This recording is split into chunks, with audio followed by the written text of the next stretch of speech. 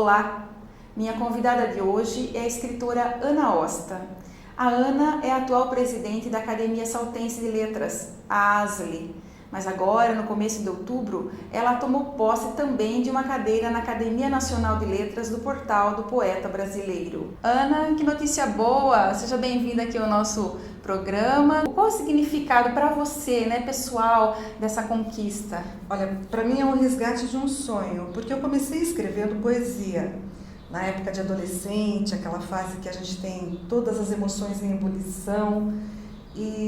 Só que depois de um certo momento você começa a ser tão crítica, e eu li as minhas poesias e não achava que elas fossem boas o suficiente para compartilhar com o público.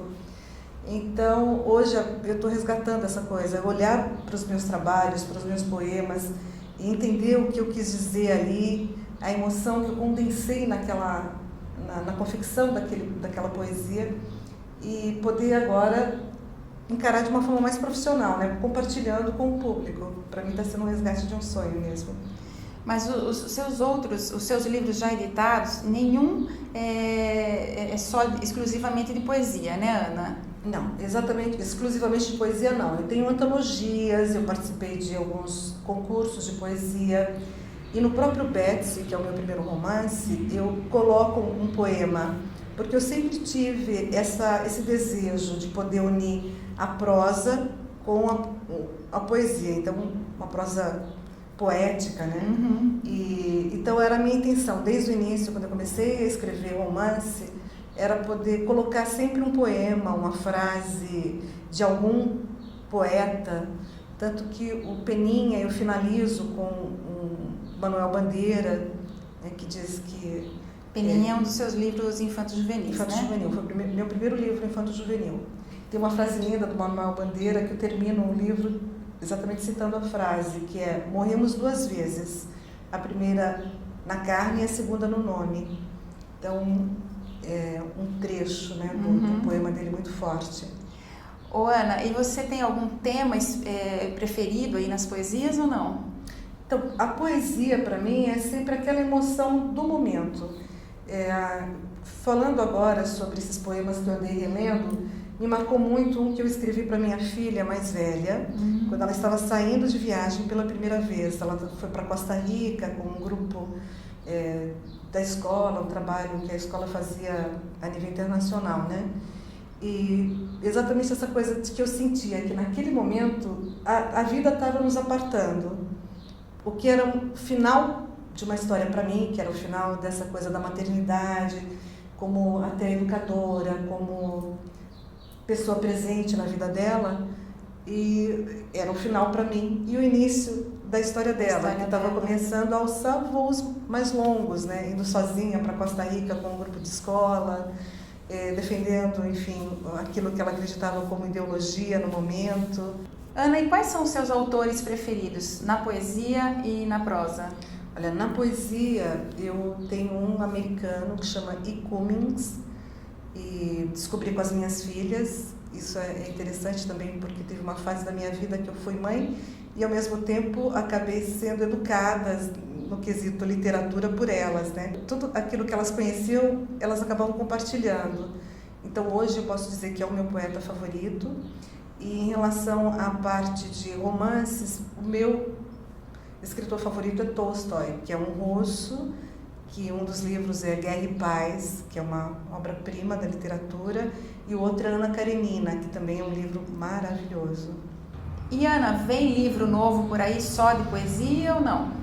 Você está preparando? Já está pensando? O de poesia já está praticamente pronto, é uma questão de sentar, definir capa e publicar.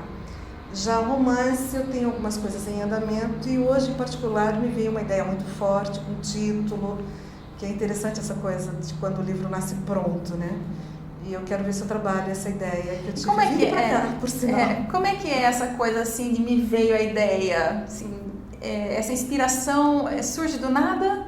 Não, eu acho que não. Eu acho que é aquilo que os americanos chamam de brainstorm. Então são coisas que estão ali na minha cabeça, são pensamentos que de alguma forma eu acabo unindo num determinado momento. Ou aquilo que o editor do meu primeiro livro, Betsy, chamou de o fio da meada. O Betsy, eu também. Quando eu comecei a escrever o Betsy, a primeira coisa que veio foi a primeira frase do livro. Vamos falar um pouquinho desses livros, dos seus livros já editados, Sim, que o primeiro foi o Betsy, foi né? O Betsy. Então fala um pouquinho do Betsy. O Betsy foi escrito em 92, pós-furacão Andrew. Então, eu morava em Miami na época e estávamos numa fase muito confusa. A cidade estava um caos. Então, naquele momento, eu resolvi fazer um ensaio. Eu não tinha certeza ainda, imaginava que queria ser escritora um dia, mas eu tinha certeza se eu tinha capacidade para isso. Sentar, compor uma história, amarrar todas as pontas, né, de um romance. Esse enredo Betsy veio exatamente nesse momento em que eu quis meio que escapulir da minha realidade. Eu dei um mergulho dentro de mim mesma e tinha já essa primeira frase, e aí em cima dessa frase eu estruturei o livro. O Betsy ele foi escrito em 92, mas só publicado em 2002. Né? Então, eu acho, para mim é importante essa coisa de eu componho alguma coisa e me ausento um pouco. Então, quando eu vou reler, eu tenho um olhar mais crítico daquela obra, posso fazer algumas mudanças, que a Raquel de Queiroz até falava muito sobre essa coisa de você tem que cortar. E a Raquel de Queiroz que fez o prefácio, né? Prefaciou o Betsy. Betsy foi ela quem fez. E ela é a sua patronesse também na Academia Saltense de Letras. Foi assim, para mim era uma questão de honra defender a Raquel de Queiroz na academia, né? E ela, uma escritora que tem esse poder de síntese fantástico, né? Então, esse conselho que ela me deu de, olha, não tenha pena. Que a gente quando escreve, a gente tem um apego ao que escreveu. Aí você fica lendo, ai não, mas que frase linda, não vou cortar. E ela dizia, não tenha pena. Lê e vê se aquilo realmente é necessário.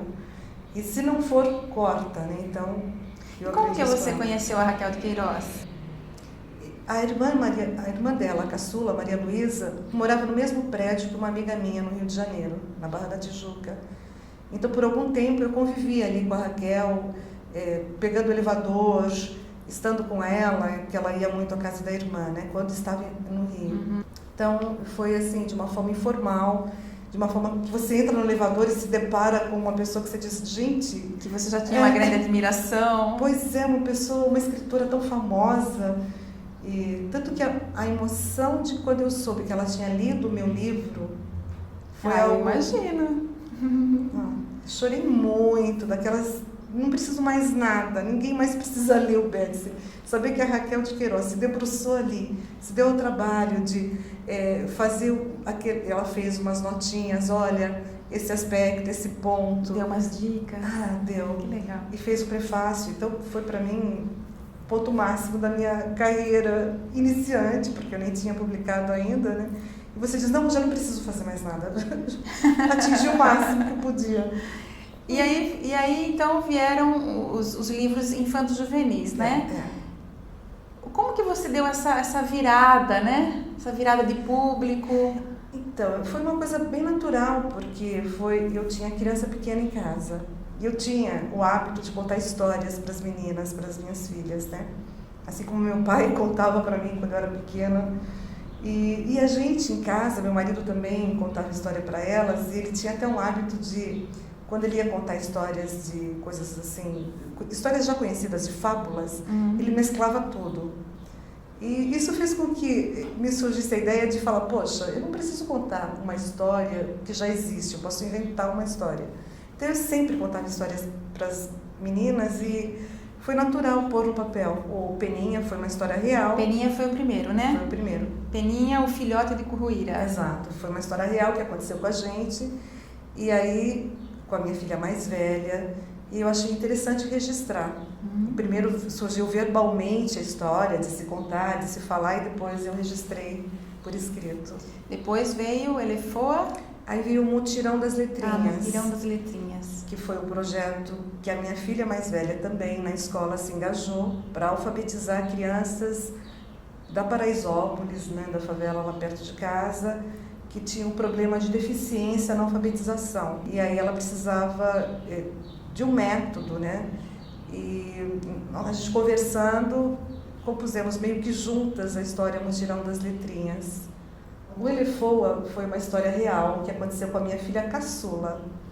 E é interessante esse processo, como as coisas se misturam, ser mãe e ser escritora, né? Não dá para dissociar. Então, a minha filha mais nova chegou em casa um dia e me disse: mãe, aquela história que você falou para mim que o feminino de elefante, né, é Elefoa, tá tudo errado. Ela tinha 7 para 8 anos. A minha professora disse que não é nada disso. Aí eu levei um choque, porque falei: poxa, mas eu contei isso para você dentro de um contexto. E aí eu falei: quer saber? Vai ser a minha vingança em relação a essa professora, que eu achei que não teve a habilidade necessária para lidar com o assunto. Porque na hora que uma criança levanta a mão e fala, você não pode dizer: não, isso está errado, né? Tinha uma razão. O Elefoa era uma forma como a gente falava antigamente, né? Aí foi assim que surgiu o Elefoa. Já o Crescer na Terra do Nunca, eu estava caminhando e comecei a pensar, conversando até com meu marido, nós fazemos caminhada juntos, a gente sempre faz, e aí me veio essa coisa de o que eu quero ser quando crescer, que é uma angústia que todo adolescente passa, né? E aí, conversando com ele, eu vi que a história estava pronta. Aí foi chegar em casa, pôr no papel também, foi...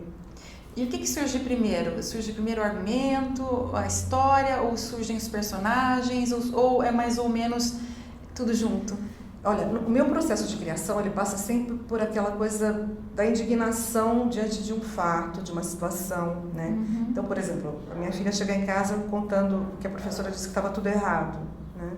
A outra, a mais velha, quando caiu o passarinho e a gente viveu aquela aventura de vamos tentar salvar aqui o filhote de curruíra. Então, sempre passa por uma coisa assim de uma situação que mexe com a emoção e, ao mesmo tempo, com algo que dá aquela sensação de impotência. Eu não tenho como resolver aquilo. Então, talvez o meu protesto seja escrever, né? Eu protesto publicando, dizendo: olha, tá vendo? Podendo abrir o olho em algumas situações, porque você fala assim: poxa, nessa situação o professor tinha que ter um jogo de cintura, naquela outra situação nós podíamos ter feito diferente em relação essa dúvida que surge: o que eu quero ser quando crescer, sabe? Então, sempre assim, primeiro aquela interrogação, aí eu busco a resposta, né? Você atuou algum tempo no jornalismo, você tem formação de jornalista, fez jornalismo na PUC e foi a primeira assessora de imprensa da Prefeitura de Salto. É verdade. Né? Numa época em que não se ouvia falar em assessoria de imprensa aqui no interior, né? Os municípios não tinham, né? Você foi pioneira nisso. E o jornalismo, como é que ficou, né, na sua vida? Quando eu me casei, eu tive que fazer uma opção em relação à profissão. Porque para acompanhar meu marido na carreira internacional dele, eu tive que abrir mão do jornalismo, né? Mas eu tinha também para mim essa coisa de que todos os lugares por onde eu ia passar, que eu ia conhecer, ia me servir de futura fonte de pesquisa, também no jornalismo. Enquanto estive em Miami, eu trabalhei com tradução. Então, assim, a coisa do jornalismo fica na veia, não tem como você abrir mão, né? A formação. E eu me lembro que até fazendo esse trabalho de tradução, às vezes me vinham até aquelas perguntinhas chaves que a gente se faz na hora de compor uma matéria, de escrever. Depois trabalhei também nessa própria empresa, montei um curso de português, onde é óbvio que a formação em jornalismo me ajudou bastante. Hoje eu percebo que eu uso isso de forma digital, né? Com essa nova mídia que a gente tem. Facebook, redes sociais. Porque eu sempre uso aquelas 5 perguntinhas básicas que a gente tem no head da matéria, né? Para compor as informações que eu tenho ali que divulgar. Mas fora a assessoria de imprensa da prefeitura, você não trabalhou mais com jornalismo? Não. Na época da assessoria de imprensa, até eu fiz... Porque quando eu fui convidada para montar a assessoria de imprensa, tentei formar um grupo aqui de estudantes na época de jornalismo. Inclusive, eu fui estagiária na assessoria de imprensa junto com a Ana. Foi, é verdade. Comecei lá. Foi. Era você, a Rose Ferrari, era um grupo Sandra bom. Klink, Péricles. O Adriano Catozzi. Catozzi. Então, tinha um grupo uma turminha boa. Que acho que deu seguimento àquele embrião, porque, na verdade, eu fui assessorada, quem me ajudou muito foi o Edmur Sala, que fazia a vez de assessor de imprensa. Divulgava as coisas da prefeitura, né? Fazia o press release. Me lembro que quando Paulo Freire esteve aqui, eu fiz uma apostila sobre o Paulo Freire e me deu um pânico, dizer assim, por onde eu começo? Porque a Brasilise eu já tinha ali um certo conhecimento, e agora uma apostila, né? Contando toda a visita do Paulo Freire aqui com os professores, o Edmur Sala novamente. Não, peraí, vamos sentar, vamos fazer juntos. Foi um grande professor na assessoria de imprensa aqui de Salto. E a ASLE? Vamos falar da ASLE agora. A Academia Saltense de Letras, você assumiu agora a presidência no início desse ano, Foi né? dia 12 de junho. 2015.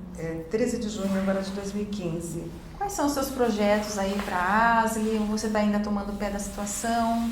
Então, a academia, assumir a presidência é um compromisso já antigo que eu tinha assumido com o Héctor Liberalesso, que foi o nosso primeiro presidente. E a intenção era realmente integrar o grupo e tornar o grupo mais digital, porque o Héctor, com 90 anos, foi aprender a mexer na internet para poder se comunicar com a gente, né? Valente, então, né? Um exemplo, né, para todos nós. Então, a intenção primeira é essa coisa de tornar todo mundo na inclusão digital, tanto que a gente está fazendo o site, tem o Facebook, uma página no Facebook, e agora o site que está sendo feito pelo Lucas Zanoni. Então, todos os acadêmicos vão trabalhar com o Lucas na montagem do site, na criação do site. E esse é o meu target em relação à academia. E tem também o lançamento da coletânea, né? Que vocês fazem a cada 3 anos. Isso, a nossa terceira coletânea. Também isso está dentro da minha proposta de trabalho. Fiz uma proposta de trabalho, né? E vai culminar com o lançamento do livro, a terceira coletânea da Academia Saltense de Letras. Ana, e quais são os objetivos das academias de letras? Porque você faz parte agora de 2, né? Olha, um sinônimo para a Academia de Letras é Casa do Saber. Então, o objetivo principal ali entre os acadêmicos é essa troca de informação, essa troca de conhecimento, é ensinar, é poder aprender. Tanto que eu vejo, para mim, foi uma experiência única poder fazer parte desse grupo aqui de acadêmicos em Salto, nessa coisa de você ter contato com pessoas com uma formação muito específica. Não sei se eu poderia ler um trechinho aqui. Claro, claro. Eu gostaria de compartilhar com vocês um trecho do livro do Daniel Gasparini. O Daniel foi acadêmico com a gente aqui na Academia Saltense de Letras. Ele questiona nesse livro: poesia ou poema? Esta pergunta nem sempre encontra respostas dos autores, mas podemos seguramente dizer que seus significados não são tão iguais, apenas próximos. Enquanto a poesia revela o lado sentimental do poeta, exteriorizando a sua espiritualidade, o poema é, por assim dizer, a parte material desse pensamento. Ana, eu queria agradecer a sua presença aqui. Infelizmente eu tenho que encerrar, porque senão a gente se prolonga aqui e não termina mais essa entrevista. Mas olha, parabéns por essa conquista na Academia Nacional de Letras do Poeta Brasileiro, e também eu quero desejar um bom período aí à frente da Academia Saltense de Letras. Obrigada, Mirna, pelo convite. Adorei estar aqui com vocês. Obrigada, Ana, mais uma vez. Parabéns de novo. E obrigada a você que acompanha aqui o Lado a Lado. Se você gosta, curta, comente, dê um like, divulgue os seus amigos e escreva para mim. É ladoaladocombina@uol.com.br. A gente se vê no próximo. Beijo!